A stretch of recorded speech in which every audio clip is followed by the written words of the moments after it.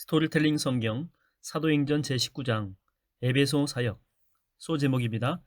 제3차 전도여행 바울이 에베소에서 전도하다. 아볼로가 아가야 지방의 고린도에서 사역하고 있는 동안 바울은 소아시아 지역의 위쪽에 있는 갈라디아 지방과 부르기아 지방을 거쳐 육로로 에베소에 도착하게 됩니다. 에베소는 제2차 전도여행 때에 더 체류해달라는 신자들의 간곡한 요청에도 불구하고 전도 여행 일정상 더 머물지 못하고 아쉽게 떠나온 곳입니다. 에베소에 도착한 바울은 한 무리의 제자들을 만나게 됩니다. 피차 반갑게 문안 인사를 나누고 에베소 교회의 이런저런 사정을 이야기한 후에 바울이 기회를 엿보아 그들에게 묻습니다. 그런데 여러분들은 믿을 때에 성령을 받았습니까? 성령이라고요? 우리는 성령이 있다는 말조차 들어보지 못했습니다. 아, 그래요? 그렇다면 여러분은 믿을 때에 무슨 세례를 받았습니까? 네, 저희들은 세례 요한의 세례만 받았습니다.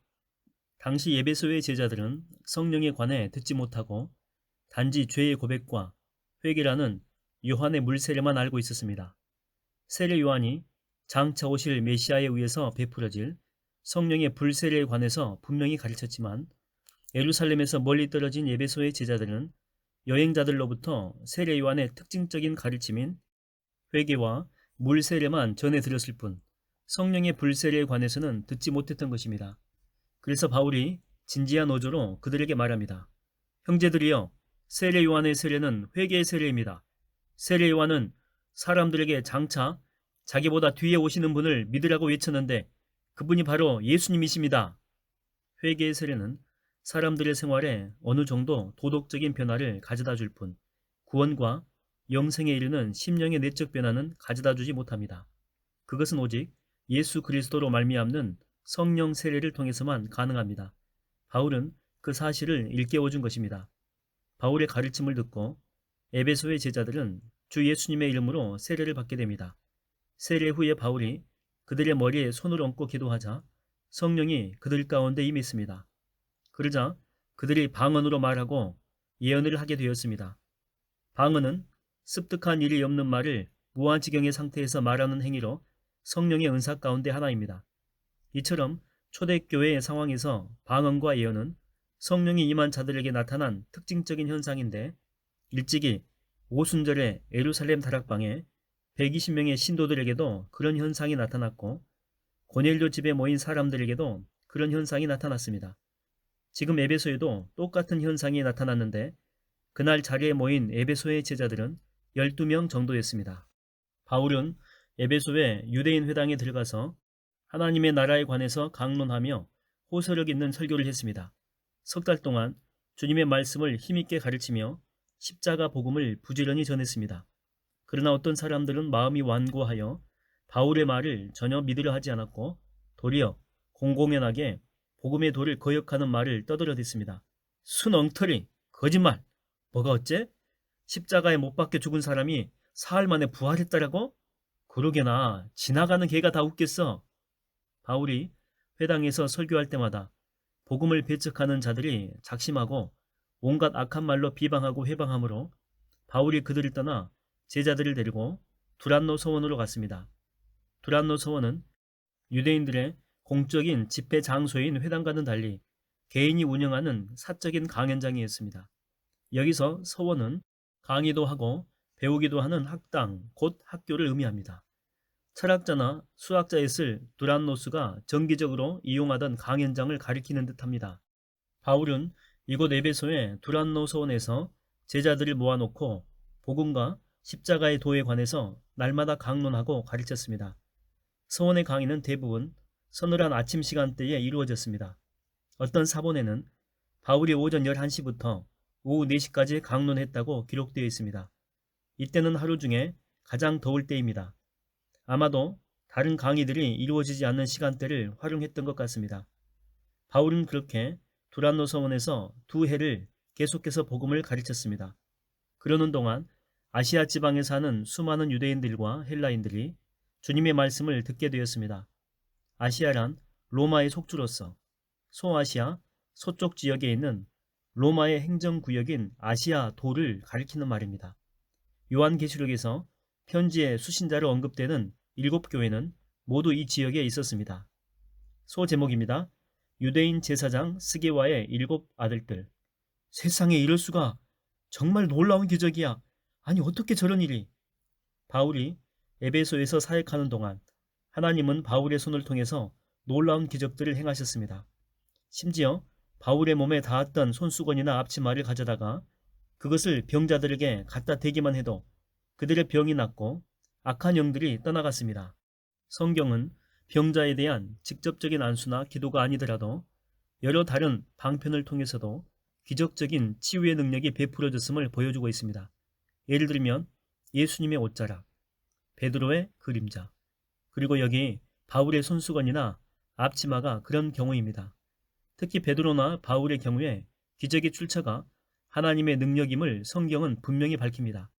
하나님은 복음이 한창 전파되던 초대교회의 상황 하에서 사도들의 복음 증거에 힘을 실어주기 위해 아주 특별하게 이 같은 능력을 행하셨습니다. 그 무렵 악령을 쫓아낸다면서 도처를 떠돌아다니던 유대인 몇 사람이 주 예수의 이름으로 귀신을 쫓아내려고 시도합니다. 그들은 귀신 들린 사람을 향해서 이렇게 말하곤 했습니다. 바울이 전하는 예수의 이름으로 명하노니 악령은 그 사람에게서 당장 나가라. 자, 그러면 악령이 나갔을까요? 고대 세계에서는 악령 추출자, 곧 구마사가 어디에든 있었습니다. 그들은 귀신을 쫓아내는 주문을 사용하는 많은 신들의 명단을 갖고 있었습니다. 그들은 사도 바울이 예수의 이름으로 귀신을 효과적으로 쫓아내는 것을 보고는 자기들의 신들 명단에 예수를 추가시킨 것입니다. 아무리 그래도 귀신 축출자들에게는 귀신을 제어할 능력이 없었습니다. 귀신의 정체는 타락한 천사들로서 본래 사람보다 더 강력한 존재이기 때문입니다. 때로는 구마사에 의해서 귀신이 쫓겨나가는 것처럼 보일지라도 그것은 사람들을 속이기 위한 귀신의 계산된 농간일 뿐입니다. 오직 귀신보다 강력하신 예수님의 능력으로서만 귀신을 충분히 제압할 수 있습니다. 왜냐하면 예수님은 본래는 천사였던 귀신들을 만드신 하나님의 아들이기 때문입니다. 때에 유대인 제사장인 스게와의 7 아들들이 에베소에서 귀신을 쫓아내는 일을 행하고 있었습니다. 그들은 바울이 전하는 예수의 이름으로 귀신을 쫓아내려고 했습니다. 하루는 귀신 들린 사람에게 큰 소리로 명했습니다. 바울이 전하는 예수의 이름으로 명한다. 귀신은 당장 나가라. 그러자 귀신 들린 사람이 그들을 비웃듯이 날카롭게 대꾸합니다. 물론 그 사람을 지배하고 있던 악한 영, 귀신이 하는 말입니다. 뭐라고? 나는 예수도 알고 바울도 안다. 그런데 너희는 대체 어떤 자들이냐? 그러면서 그 귀신 들린 사람이 스게와의 7 아들들에게 와락 덤벼들어 그들을 때려 눕히고 위에서 세게 짓눌렸습니다. 스게와의 7 아들들은 땅바닥에 누워 발버둥치며 이리저리 뒹굴었습니다. 그들은 제각각 몸에 상처를 입고 옷을 발가벗긴 채 그 귀신 들린 사람에게서 주랭랑을 쳤습니다. 참으로 어처구니 없고 민망한 상황을 연출한 것입니다. 그게 정말이야? 스게와의 7 아들들에게 그런 일이 있었다고? 소문은 빨랐습니다. 스게와의 7 아들들에게 일어난 귀신 축출 소동이 사람들의 입에서 입으로 건네져 에베소에 사는 유대인들과 헬라인들에게 모두 알려진 것입니다. 그러자 에베소 사람들은 바울이 섬기는 하나님께 대하여 두려움을 갖고 주 예수의 이름을 기리며 찬양했습니다. 그런 일로 인해 믿음을 갖게 된 많은 이들이 스스로 바울을 찾아와서는 자기들의 악한 행위를 솔직하게 고백했습니다. 뿐만 아니었습니다. 그동안 에베소 성읍에서 마술을 행하던 사람들까지 자신들의 미신적인 행위에 대해서 회개하였습니다. 그들은 마술적인 주문이 적혀있는 자기들의 두루마리 책을 모두 가지고 와서는 여러 사람들이 보는 앞에서 불살랐습니다. 그렇게 불사른 책값을 계산해 보니 무려 5만 드라크마에 달했습니다. 단지 책값 외에도 주문을 통해서 얻은 은밀한 정보와 그들의 명성으로 얻을 수 있는 이 권세까지 합산한다면 어마어마한 가치였습니다. 드라크마는 당시 헬라의 화폐 단위로 한 드라크마는 노동자 하루치 품삯에 해당되는 가치를 지녔습니다. 이는 로마 화폐인 데나리온과 동일한 가치입니다. 이처럼 바울의 에베소 사역은 큰 성공을 거두게 됩니다. 바울을 통해 역사하시는 하나님의 크신 능력으로 말미암아 주님의 말씀은 아주 힘있게 전파되었고 그 결과 하루가 다르게 믿는 자들이 불어나 교회가 크게 부흥하였습니다. 십자가 복음의 능력이었습니다. 소제목입니다. 제3차 전도 여행. 에베소에서 큰 소동이 일어나다. 이만하면 에베소 복음화는 거의 다 이루어진 것 같군. 이젠 여기를 떠나 다른 지역을 몇 군데 더 들른 후에 예루살렘으로 돌아가야 되겠어. 바울은 에베소에서 2년 이상을 머물며 열심히 복음을 증거했습니다. 그 결과 에베소 사역은 큰 성공을 거두어 많은 결신자를 얻게 되었습니다. 이제 에베소를 떠나갈 때가 되었다고 판단한 바울은 마케도냐와 아가야 지방을 거쳐 예루살렘으로 올라가기로 마음먹었습니다. 일단 예루살렘에 올라갔다가 그 다음엔 로마에도 꼭 가봐야 되겠어. 로마는 당시 세계를 지배하고 있던 로마 제국의 수도였습니다. 바울은 언젠가는 반드시 제국의 심장부에 들어가 거기서 십자가 복음 전하기를 간절히 소망했습니다. 우리 주님은 내게 땅끝까지 복음을 전하라고 하셨다. 내가 어찌 땅끝까지 그런데 두루두루 다닐 수가 있나? 세계의 산봉우리인 로마 제국의 복음을 증거하면 산 꼭대기의 물이 사방 아래로 흘러내려가듯이 복음도 로마 제국의 속국들을 통해서 땅끝까지 전해질 것이 아닌가? 이것이 바울의 선교관이었습니다. 이 같은 마음을 먹고 바울은 자기를 항상 도와주는 디모데와 에라스도를 마케도니아로 먼저 보낸 뒤에 자신은 얼마 동안 더 아시아 지방에 머물러 있었습니다. 여기서 아시아란 소아시아의 서쪽 지역에 있는 로마의 행정구역인 아시아도를 가리킵니다.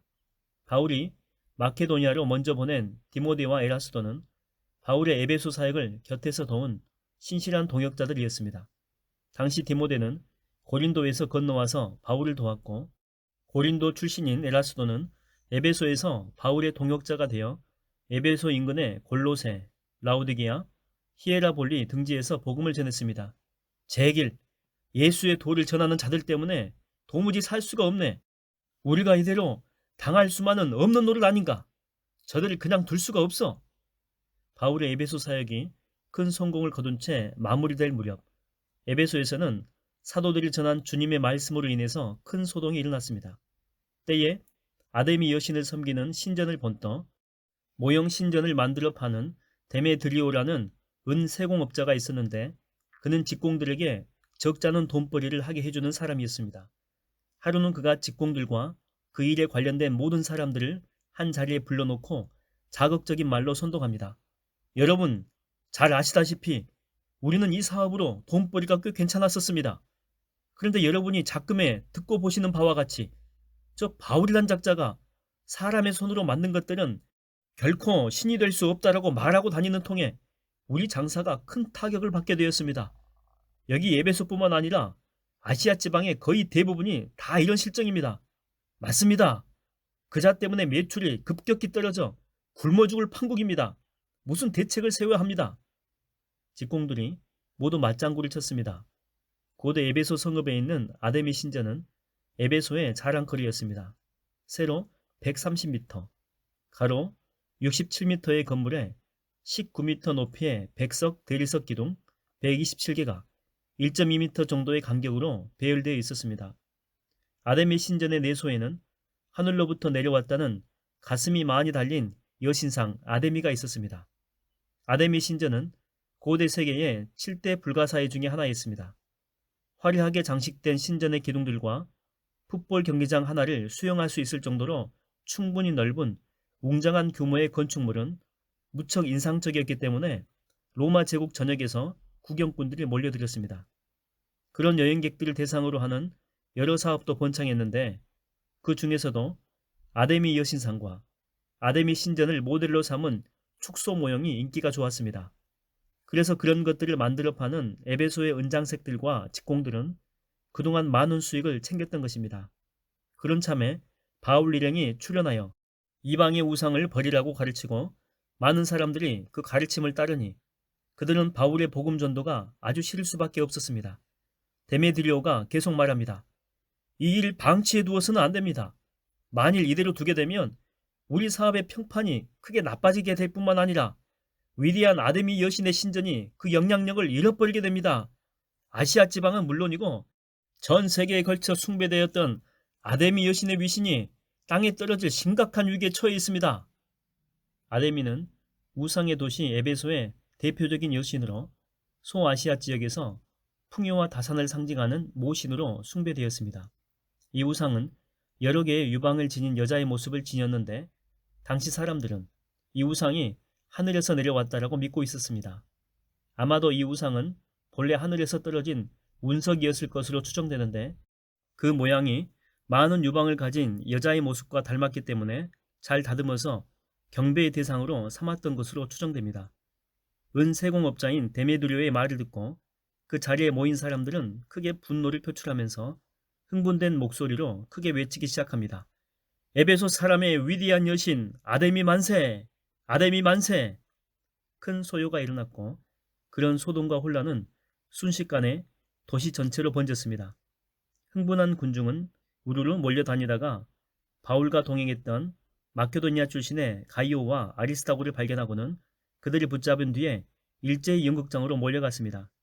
이 연극장은 에베소 성읍의 동편에 있는 노천 극장으로 당시 에베소 사람들의 공중 집회 장소로 사용되었습니다.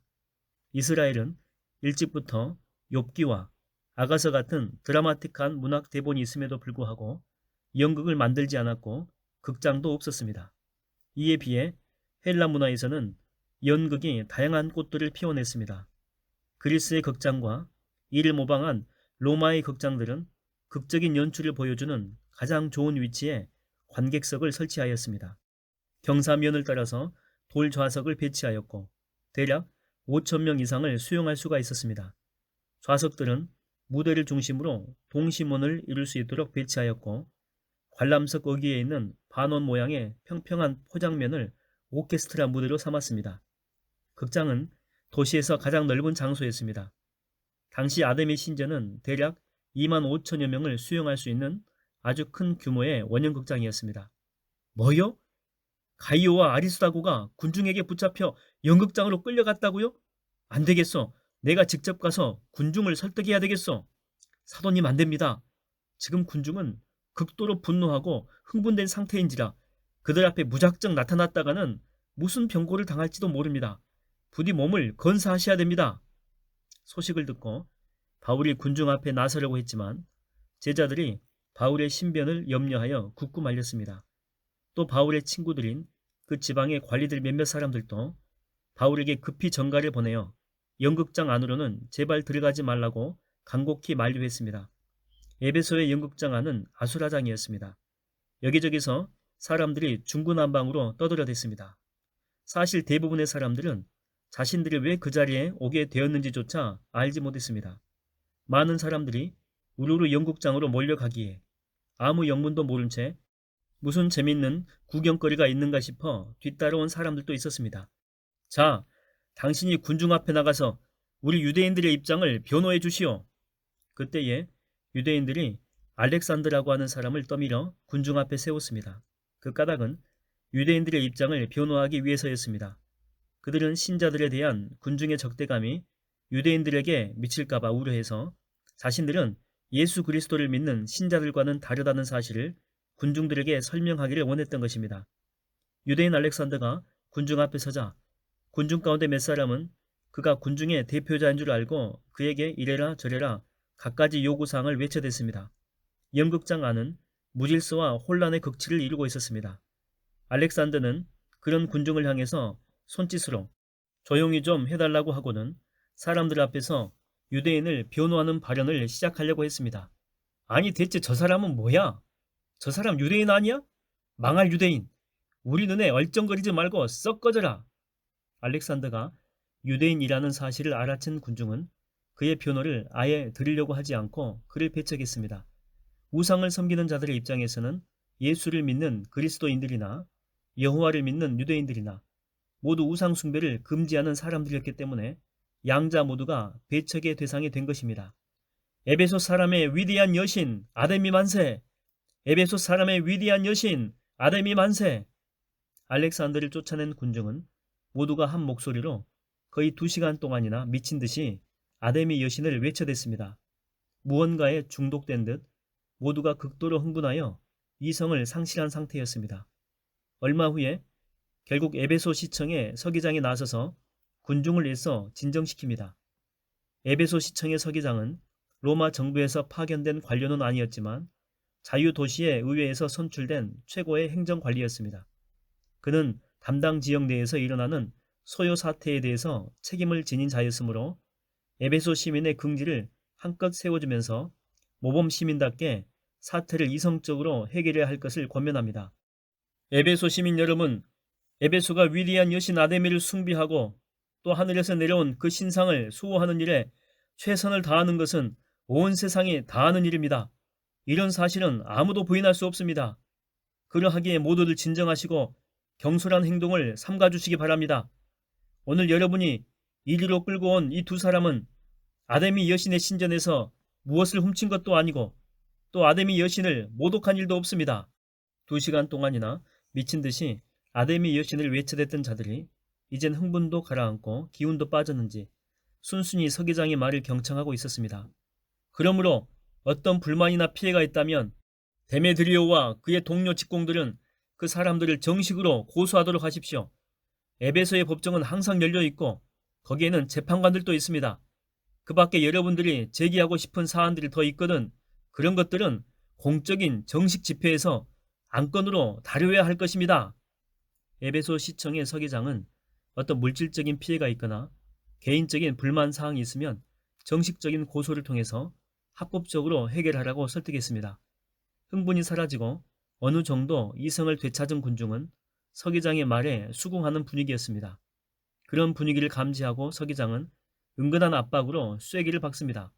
사실 오늘의 이 사건은 소요죄로 고발될 수도 있습니다.